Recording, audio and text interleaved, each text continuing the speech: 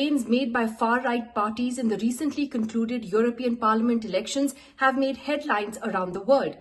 Even though the centrist bloc actually held its own in these elections, and that's one way of looking at the outcome, the fact also is that far-right parties have made enough gains in order to now be taken seriously when decisions are made, particularly decisions related to immigration, related to stricter border controls, even the environment, on which they have a very different position from the centrist and more left-leaning parties. Apart from the general implications of this as far as policy making for the EU is concerned, what will also be immediately put to test is to see just how popular these parties are on the ground in countries like, for example, France. And that is why President Macron of France has called a very sudden national election, which will take place at the end of this month and in early July.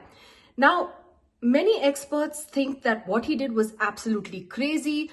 France wasn't prepared for this. The economy has, been fighting its own challenges. Paris is hosting the Summer Olympics in just a few weeks from now.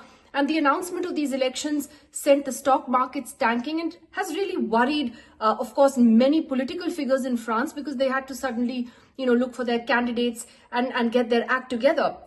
But actually, when you look beneath the surface, Macron, who's known to be a risk taker, might actually be taking the right kind of risk, because experts close to him say that he's betting on the fact that it's actually time to test just how popular the far right is on the ground in France when it comes to actually governing France. And it's much more difficult, he believes, for them to prove their numbers as far as the French system is concerned.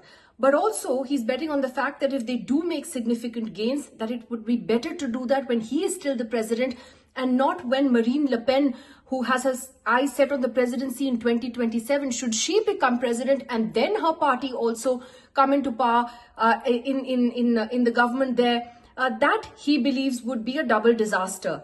Will this gamble work? We'll have to wait and see, but it perhaps would be the right risk to take to actually test the popularity in terms of governance of these far-right parties on the ground.